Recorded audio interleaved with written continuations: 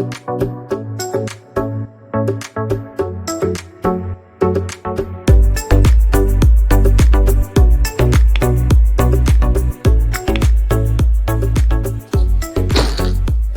mga ka-From D, magandang umaga sa inyong lahat at welcome back sa Certified From D channel. Ngayon po mayroon dumating po sa akin na mini box or junior box from Ma'am Carmelita Du of Sunny Creek, CP, Upland, California. So, that time po nagpadala rin po siya sa akin ng ganitong box. At syempre bago ko buksan, pinapasalamatan ko po si Ma'am C. Cruz or Carmelita Du na taga Upland, California po. Maraming po salamat. At syempre, mayroon siyang letter sa akin. So, na-excite nga po akong basahin kung ano yung pinadala niya sa sulat niya sa akin. So, pinadala na lang ito sa akin ni Ma'am Imelda Du of New Manila. Ito po yung sulat ni Ma'am Nancy or Carmelita. Gusto ko sana ma-decorate mo ng konti yung bahay mo para sa Pasko kasi meron din akong naging urgent matters na inasikaso. Kaya early November, when it was sent late na para umabot sa iyo na on time. For next Christmas na lang, diyan pa naman sa Pilipinas, ang aga ng Pasko, September pa lang, nag-uumpisa na dito, not until last week of November, ang sarap ng Christmas, ang start ng Christmas sa Amerika. So, last 2 week ng November, ang start ng Christmas sa Amerika. Opo ma'am, talagang very dito, exciting palagi kapag bare month na, alam niyo naman po yan kasi alam ko dito rin po kayo dati. But syempre iba na yun sa Amerika. So every September talagang August pa nga gusto na mag na yung marinig natin si Jose Marichan sa kanyang Christmas songs sa mga radyo. Gusto natin makarinig ng mga Christmas songs. So ayun, in the future gusto mo ba mag-garden tools? Opo ma'am, siyempre gusto kong mga garden tools kasi yung kamay ko nga po, pudpud na yung mga kamay ko sa puro ugat-ugat nakakaano ng lupa, kakabungkal ng lupa. So, ayun po, kailangan ko rin po ng garden tools. Coffee and creamer, special sardines, vitamin C, kaya? Need ko po lahat. Coffee, sardines, special sardines, vitamin C. Yes ma'am, coffee po, kailangan ko po kasi dito po sa amin, ang mahal ng coffee. Bumili kami ng 3-in-1. So, ang 3-in-1 po dito is 11 pesos na per sachet. So, kadalasan twice kami mag-inom ng coffee. So, bali 22 pesos din yon sa buong araw. But sa akin ma'am, po kasi bihira lang ako magkape. Yung mga kapatid ko, nanay ko, talagang coffee talaga sila kasi wala naman silang walang libangan kundi magkape. Saka wala naman silang income talaga para makabili ng kape. Pag pinapadalan po ako ni Ate Brenda ng mga balikbayan bags, coffee,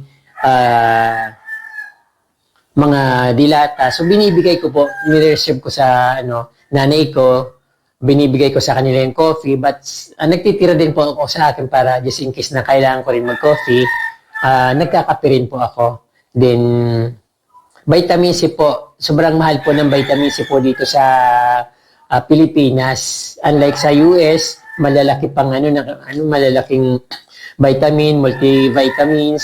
Dito sobrang mahal. Kailangan ko po ng vitamin C kasi napakahina po ng immune system ko. So, hindi ko ma-sustain, hindi ko ma-maintain yung pagbibili ko. So, minsan binibigyan ako ng friend ko, pero kung bibili ako kasi hindi ako makabili kasi ang mahal. So, wala naman po akong income dito. So, ano ang diagnose sa iyo? Pinatingnan mo bang lungs mo? Opo, ma'am, nagpatingin po. Bago po umuwi ako ng Bicol, bago ako umuwi ng Bicol, nagpa-x-ray po ako, nagpatingin po ako sa doktor. So, malinis naman po yung lungs ko. Talagang mahina lang talaga yung immune system ko. Then, siyempre, allergy ako sa mga halaman. mga fallen na nahulog from plants, sa usok. Yun daw po ang ano ko, yung sakit ko, yung sa allergy. Kaya ako madalas magka-ubo dahil mahina yung immune system ko saka yung lungs. Ayun. Ayusin mo ang indoor house mo na mga potted plants. Medyo damihan mo. Alam mo na para maibang konti. No po, ma'am. Inaayos ko rin po yung mga halaman ko dito. But pinipili ko rin po yung pinapasok ko dito. Yung alam pong hindi ako allergy sa mga halaman. Katulad ng mga nandito, parang snake plants or sansevieria plants. Kasi alam ko sila yung walang mga pollen. Hindi ko lang alam pero alam ko lahat naman siya nagpapunction ng oxygen sa loob ng bahay. Sabi nga nila pangpaswerte daw yun, pangpaaliwala sa loob ng bahay. So ayan po yung mga pinapasok ko. Mostly pinipili ko po talaga yung halaman na pinapasok ko dito kasi alam ko po na allergy ako. So ayan po masyado nang mahaba yung daldal ko dito sa liham po ni Ma'am Lita or Ma'am Nancy. So ayan po, bubuksan ko na po yung balikbayan box kasi ano na po ako dito, excited, although galing na ito sa Metro Manila sa kapatid ni Ma'am Lita or Ma'am Nancy, si Ma'am Imelda Du. Shout out po Ma'am Imelda. Pasensya na po. Naamoy ko yung balikbayan box. Na-miss ko tuloy si Ate Brenda. Kasi nung pagdating ko dito, tinanong kagad ako ng nanay ko. Sabi niya, Noy, wala pa ba yung balikbayan box mo? Bigla akong nalungkot kasi hindi naman po, alam kong hindi naman siya tawag doon? Hindi naman siya mandatory na padalan ako ng balikbayan box. So, nagmamagandang loob lang si Ate Brenda sa amin. Gusto niyang makatulong. Kaya ayun, pinapadalan ako ng balikbayan box. Parang na-spoil yata yung nanay ko. Pati mga kapatid ko, hinahanapan nila ako ng balikbayan box. Hindi ko afford yun.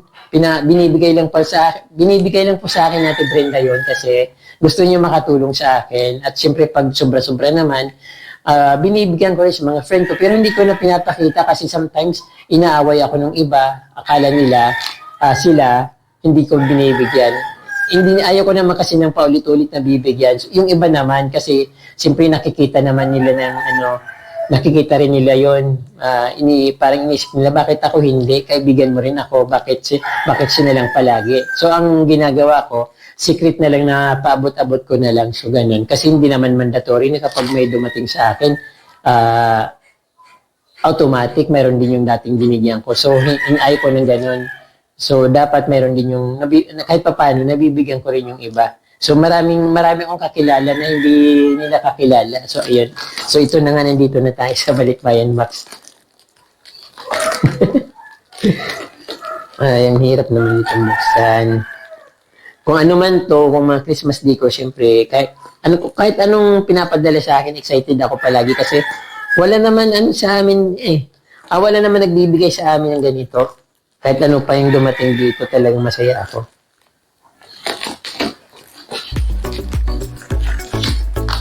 Ang hirap naman. Napakaano naman ng balot ni Ma'am. Stick. Ito, mas matalim ito. Ano pala nung bago ito dumating, siyempre tinawag niya sa akin ni Ma'am Imelda. So, ang aga-aga kong pumunta sa terminal ng bus para pick upin to. Pero sa totoo lang, hindi ko alam, first time ko maka-pick up sa terminal ng bus kasi hindi ko alam yung mga nagpapadala doon. So, ayun. Oh, ano kaya ito?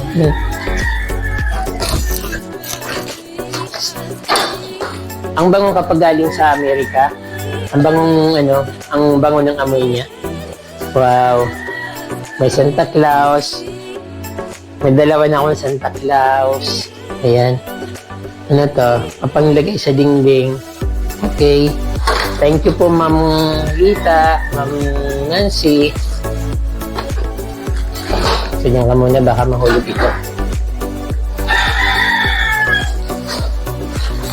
konting-konti na lang talaga. Yung ano na lang kulang ko po, from di yung ano, yung pinaka-Christmas tree, sana makabili ako nun. Kahit maliit lang. Oh, ang daming Santa Claus. Dalawa. Kasi yung una, may pinadala sa akin mga Santa Claus na maliliit. Yung mga balls, ayun, mga ganda ito. May pine tree pa. Ito, pag ano, pupunta ko ng Baguio, wala akong nakikita ng mga ganito. Parang maliliit lang na ano, bulaklak ng pine tree. Sobrang liit. Wala akong nakikita ng ganito kalaki. Ayun. Ito, hindi ko alam. Hindi ko alam yung function nito kung ano to. Panglagay sa star. Tatlong bulaklak ng pine tree. Kasi tatabi ko lang muna yan kasi wala pa naman yung Pasko. Ito, ano to? Base stand. Okay.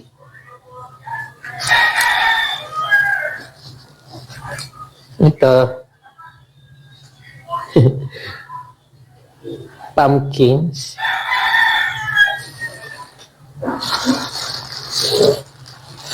Nakatago lang po sa akin yung unang pinadala mo, Ma'am Lita, nakatago lang po sa akin. Parang, meron din isang ganito dati na kasama.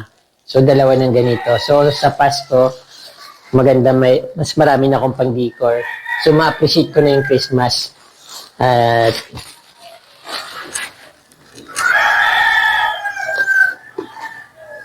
may mga balls. Ayan, mayroon ng Christmas tree. Ayan. Snow. Ano to?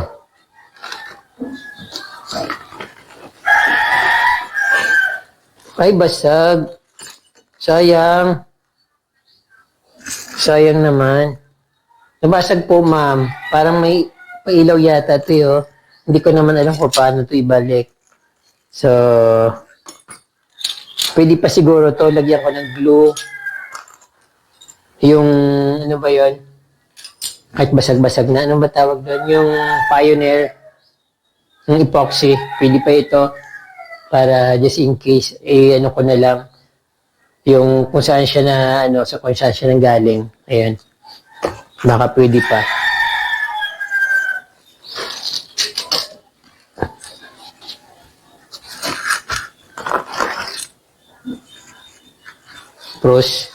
Frosty. Ano to?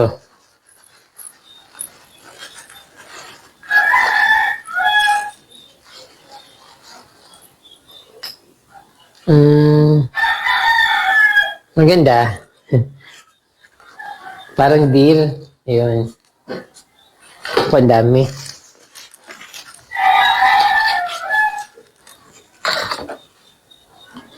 Noel. May mga ibang po, ma'am, na hindi ko alam kung paano ganyan. Ito sa pinto yata ito. Sa mga cabinet. Kaya lang wala naman akong cabinet na ano. Kailangan paggawa ko ng cabinet. Kala ko may dalan. Ariel. All to the best to you who vlog your channel. Don't think this box will make it to you. Ayan.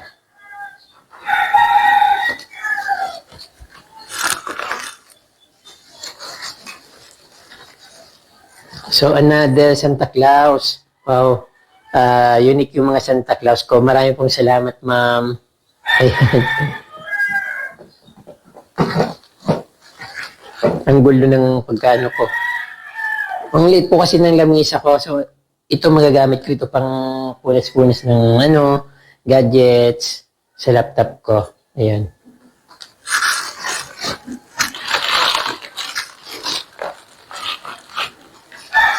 Then, ito pa Christmas tree.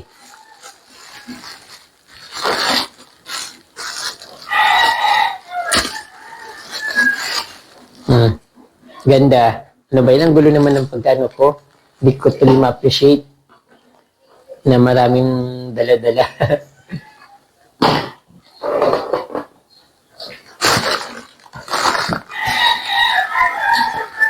Teka lang. Ito, I think para sa kandila.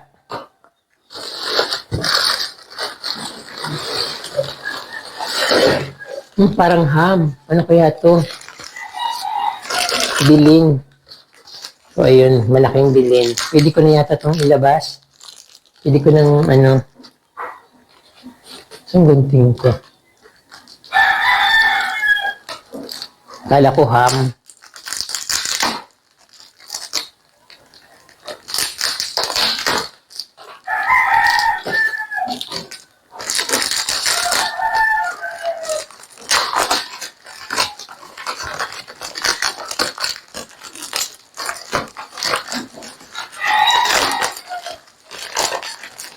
Ay, Santa Claus pa rin. Thank you, Lord. Malaking Santa Claus. Ayun, ang ganda. Ang ganda nito ka-promdi, oh. Meron akong Santa Claus sa Pasko. Wow, ang ganda. Pwede ko itong panglagay sa Ewan, mayroon akong business, pang design, di ba? Ang ganda. Ano pa ba dito?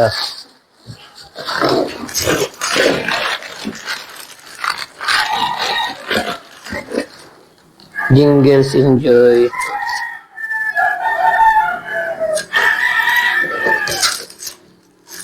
Ito mga heart. Dati naglalagay ko nitong mga ganito, mga plastic nilagay ko rin sa ginawa kong pinakaunang Christmas tree na ginawa ko, yung mga bird nest.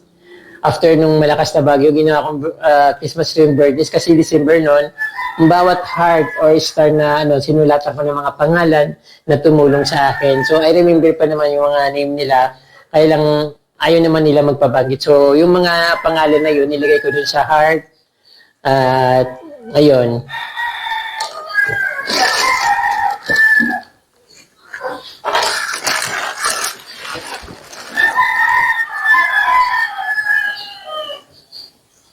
Gardening. Star. Ayan. Nasayang dun sila mga nabasag. Sayang. Bilog siya, Parang mahirap na yatang ayusin yan. Kasi durog-durog, Ano to?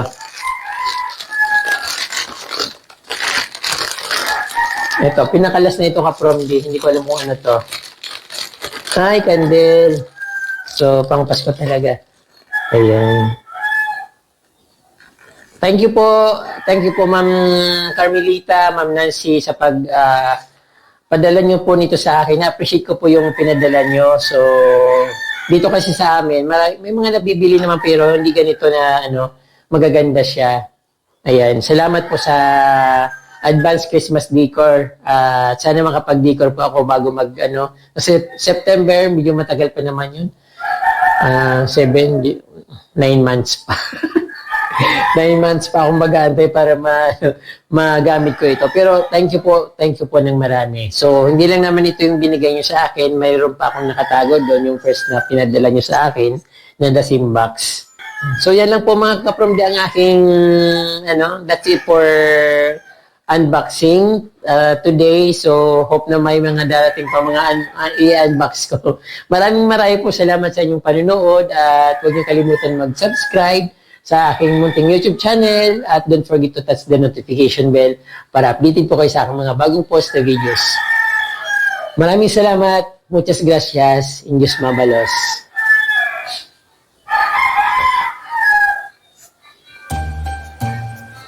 So, ayan po mga kapromdi ang binigay sa akin ni Ma'am Nancy Cruz of California. Ayan po. Ang ganda. Gusto ko yung malaking yung malaking Santa Claus. Pati yung snowman na Santa Claus gusto ko rin. Lahat sila gusto ko.